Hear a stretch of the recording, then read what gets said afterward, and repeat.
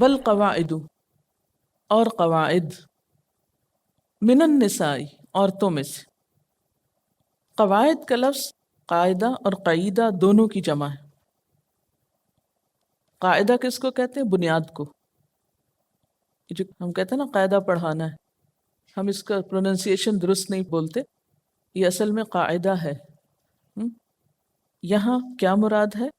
بیٹھ رہنا، کوئی کام نہ کرنا، کسی کام کے لیے تیار ہو کے بیٹھنا، یعنی وہ عورتیں جو اپنے بڑھاپے کی وجہ سے اب بیٹھ چکی ہیں۔ عموماً یہ ہوتا ہے نا کہ جب بہت بوڑھا ہو جاتا ہے انسان تو چلنے پھرنے سے معذور ہو جاتا ہے۔ عربی میں ریٹائرمنٹ کی ایج کو بھی تقاعد کہتے ہیں، متقاعد کہتے ہیں ریٹائرڈ شخص کو، وہ تو کسی جاب وغیرہ سے ریٹائرمنٹ ہوتی۔ تو یہاں قاعدہ بیٹھنے والی خاتون سے مراد یہ ہے کہ اب اس کے گھٹنوں میں بھی تکلیف ہے، وہ چلنے پھرنے سے عاجز ہے، اس کے اندر اتنی کمزوری ہو چکی ہے کہ وہ اب بیٹھ گئی ہے، بس اس کے اندر اب اتنی صلاحیت نہیں کہ بہت سوشلائز کر سکے، ادھر جا رہی ادھر آ رہی، نہیں، بس بیٹھ گئی ہے۔ اب کس عورت کی تصویر ذہن میں آ رہی ہے؟ بہت بوڑھی، ٹھیک ہے؟ اس لیے میں لفظ کے اوپر بہت سٹریس کر رہی ہوں کیونکہ آگے جو حکم آ رہا ہے اس سے پھر بہت سے لوگ رخصت لینے لگتے ہیں۔ تو بہت بوڑھی جو بیٹھ گئی ہیں، چلنے پھرنے سے عاجز آ گئی ہیں، اور مراد اس سے کیا ہے کہ وہ عورتیں جو اب نہ تو بچے پیدا کر سکتی ہیں، نہ شادی کے قابل ہیں، سن یاس کی عمر کو پہنچ گئی ہیں۔ سن یاس کس کو کہتے ہیں؟ مینو پاس ہو چکا ہے۔ اور یہ یاد رکھیے کہ یہ آیت بھی توضیحی حکم کے طور پر آئی ہے، وضاحت کے لیے آئی ہے۔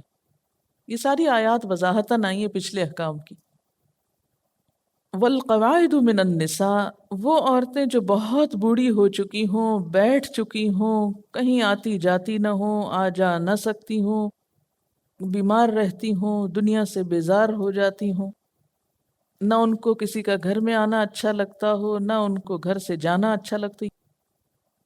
والقواعد من النساء، عورتوں میں سے بیٹھ رہنے والیاں، اللاتی، وہ عورتیں، مزید اب ان کی صفت بیان کی جا رہی، لا یرجون نکاحا، جو نکاح سے بالکل نا امید ہو چکی ہیں، مایوس ہو چکی ہیں کہ کسی صورت ان کی شادی ہو ہی نہیں سکتی، بالکل ہی شادی کی عمر سے گزر چکی، فلیس علیہن جناح، تو نہیں ہے ان پر کوئی گناہ۔ کس معاملے میں؟ ان یضعن ثیابہن، کہ وہ رکھ دیں اپنے کپڑوں کو۔ یہاں سے آپ سے کیا مراد ہے؟ یہاں مراد جسم کے کپڑے نہیں کہ کپڑے ہی نہ پہنے۔ یہ اصل میں وضاحت ہے پچھلی آیت کی۔ پیچھے عورتوں سے کہا گیا تھا نا کہ اپنے خمار اپنے سینوں پہ ڈالیں، وَلْيَضْرِبْنَ بِخُمُرِهِنَّ عَلَى جُيُوبِهِنَّ، اپنی زینت کو چھپانے کا حکم تھا، ستر کو چھپانے کا حکم تھا۔ اب یہاں پر کیا ہے کہ اگر ان کی اوڑھنیاں سر سے ڈھلک جائیں یا نہیں وہ بوجھ اٹھا سکتی، گھر میں بیٹھی ہیں بوڑھی، انہیں نہیں پتہ چل رہا کہ سر پر ہے اوڑھنی ہے، گلے سے اتر گئی ہے، تو ویسے بھی وہ ان کی حالت ایسی ہے کہ ان کے اندر کوئی کشش رہی نہیں، تو اگر وہ اوڑھنی اس طرح لپیٹنے کی بجائے کہیں رکھ دیتی ہیں، یا باہر نکلتے وقت جو چادر اوڑھتی تھی اب وہ نہیں اوڑھتی، کیونکہ مشکل ہو جاتا ہے نا، یہ اللہ تعالیٰ کی طرف سے سہولت ہے، آسانی پیدا کی جا رہی ہے، کیونکہ نظر کمزور ہو جاتی، انسان کو دکھائی کچھ نہیں دیتا، جسم کمزور ہو جاتا ہے، بڑی بڑی چادریں اور برقعے اوڑھنا مشکل ہو جاتا ہے۔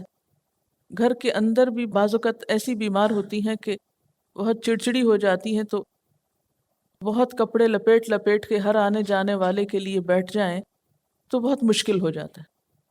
اچھا، اس آیت سے بھی پتہ چل رہا ہے کہ یہ حکم پچھلے حکم کی وضاحت، اور کس معنی میں کہ گھر کے اندر کیا کریں، کیونکہ یاد رکھیے کہ سورۃ نور کے احکامات جو ہیں گھر کے اندر کے لیے ہیں.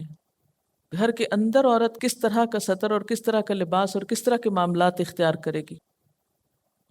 لیکن ساتھ ہی پھر شرط لگا دی گئی، غیر متبرجات بزینہ، نہ ظاہر کرنے والیاں اپنی زینت کو.